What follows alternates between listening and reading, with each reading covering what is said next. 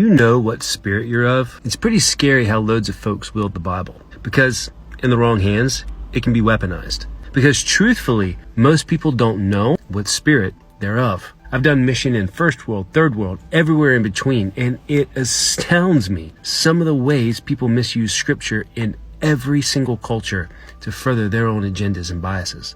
And the result? Disaster. Broken relationships and families, hurt, guilt, manipulation, even massive amounts of spiritual and physical abuse. Through it all, I see loads of folks saying we need to get back to a biblical standard. And I hear what you're saying, but let me offer a little something. Two of Jesus' disciples were James and John, nicknamed the Sons of Thunder, and they were full of fire. And man, they loved Jesus. In Luke 9, Jesus and crew pass a Samaritan village that refuses to welcome Jesus in. And offended, James and John ask, "Lord, do you want us to command fire to come down from heaven and consume them, just as Elijah did?" I can just imagine the flames flashing in their eyes, just ready to prove the power of God in their place at his right hand. "Can we burn them up, Jesus? Yeah, fire, fire, fire!" Now pay attention. James and John are citing scripture because there's a precedent for this in 2 Kings 1:10. But Jesus gives them the stink eye and says, "You do not know what manner of spirit you're of, for the Son of Man did not come to destroy men's lives, but to save them." I can only imagine the dazed look in James and John's eyes when Jesus says this. These dudes had physically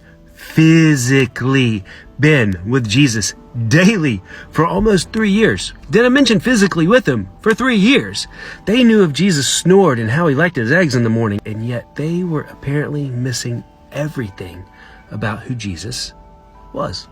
But here's the thing. James and John weren't wrong according to their interpretations of the scripture. But the spirit in which they were interpreting from was wrong. James and John had a weaponized understanding of scripture. The Sons of Thunder wanted their Elijah on Mount Carmel moment to prove they were right and everyone else was wrong. And they wanted to see people punished. But Jesus said, "You're missing the whole flippin' point of what I'm doing and who I am." And that moment deeply impacted the Sons of Thunder.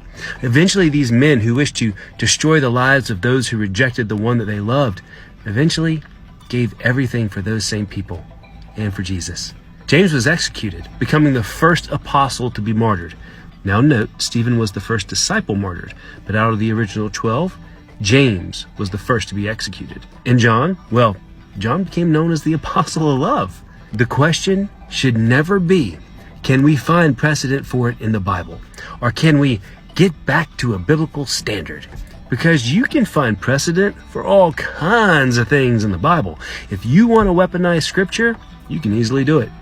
It cannot be denied that horrible atrocities have been committed by folks wielding the Bible as a blunt force object. But conversely, some of the most incredible things that have ever been done has been because of what's in the Bible.